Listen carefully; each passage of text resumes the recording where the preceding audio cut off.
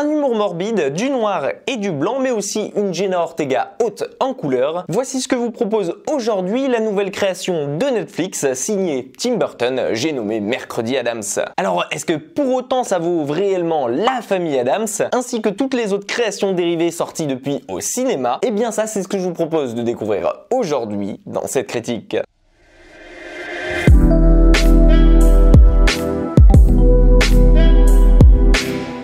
Mercredi, c'est donc la toute nouvelle série en live action phare de Netflix, commandée par Tim Burton, lui qui a réalisé 4 épisodes de la série et qui est aussi le producteur exécutif. On est en droit de se demander ce que ça vaut réellement, lui qui n'a plus travaillé à la télévision depuis plusieurs années et dont le dernier travail était Dumbo. Comme son nom l'indique, cette série va donc se baser sur le personnage de Mercredi Addams et sur ses aventures au sein d'un collège très particulier que l'on appelle le collège de Nevermore. Car en effet, après plusieurs méfaits dans le monde des humains, elle n'est plus réellement acceptée auprès des autres et elle a été envoyée au sein d'un endroit qui convient mieux aux gens comme elle, c'est-à-dire une école pour marginaux. Vous retrouverez donc façon Twilight des loups-garous, des vampires, mais aussi des sirènes, et tout ce beau monde va devoir ainsi se partager le même territoire au sein de ce pensionnat. Et vous allez vite vous rendre compte que Nevermore est rempli de secrets, mais aussi de noirceur. Bref, tout ce qu'il fallait à notre cher Mercredi pour pouvoir s'épanouir. Et tout comme l'indique le titre de la série, ne vous étonnez pas de voir ici que c'est elle qui prend le pas sur les autres personnages et que vous verrez donc très peu la famille Addams.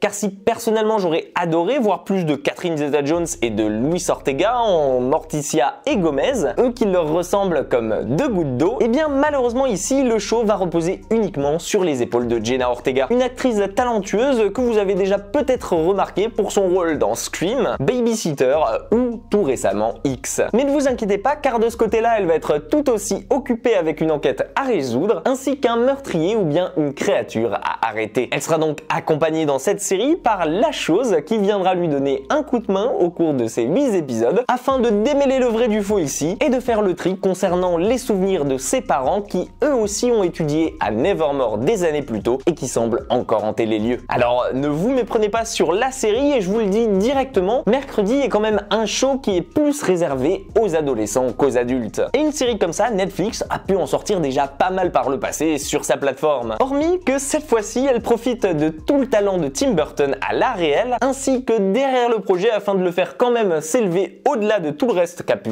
nous sortir Netflix et de respecter l'héritage de la famille Addams. Car c'est là la première chose qui va vous frapper dans cette série, que ce soit visuellement parlant ou en parlant de l'humour noir et morbide de la série, eh bien on sent bien que Tim Burton chapeaute réellement le tout et qu'il est à l'origine derrière ce projet. On pourra donc artistiquement parlant distinguer assez facilement les épisodes qu'a réalisé Tim Burton ici. Exit donc ici les castings pourris ou encore les intrigues inutiles, et à travers Mercredi, il n'y aura que du respect pour l'œuvre de Charles Addams qui prend ainsi facilement vie sur l'écran. Et à ma grande surprise, et c'est assez cocasse de dire ça, mais le monde de la famille Addams ici prend vie hautement et en couleur. Comme je vous l'ai donc dit précédemment, vous y suivrez la talentueuse Jenna Ortega qui rentre assez facilement dans la peau de Mercredi et qui lui donne pleinement vie, et vous la suivrez au sein d'une enquête ma foi assez intéressante et assez bien amenée dont elle va tenter d'élucider le mystère façon Sherlock Holmes. Le pari est donc réussi pour moi de ce côté-là, et 21e siècle oblige, la série en profitera aussi pour aborder intelligemment des thèmes un peu plus terre à terre, contre les clichés, le harcèlement ou bien encore la place des femmes face aux hommes dans cette société, le tout assaisonné par des pics bien lancés par notre cher Mercredi, toujours d'une manière bien amenée sans que ce soit véritablement forcé. Une prouesse que je ne peux qu'applaudir dans ce genre de série pour ados et qui en général n'est pas fait avec délicatesse ni même avec autant de subtilité. On pourra néanmoins pas en dire autant du côté des effets visuels de la série et de ses CGI qui sont assez pauvres et qui font visuellement dater, nous coupant donc assez facilement de son récit et de son ambiance sombre et glauque à souhait. Et pour une série qui accentue son immersion autour des loups-garous, des sirènes, des vampires et de toutes sortes de monstres, eh bien je trouve ça assez dommage que ça suive pas au niveau de son budget et de se retrouver ainsi plongé face à des monstres tirés directement de la PS2. Par contre, j'ai le plaisir de vous annoncer que la bande sonore est en adéquation parfaite avec la série grâce à des chefs-d'œuvre classiques revisités pour l'occasion et la présence de Danny Elfman. De ce côté-là, au moins, Netflix a sauvé les meubles. Vous l'aurez donc compris, pour moi, Mercredi est une assez bonne série qui vaut le détour sur Netflix. Et au premier coup d'œil, si la série fait face à un manque de budget évident et qu'elle a une ambiance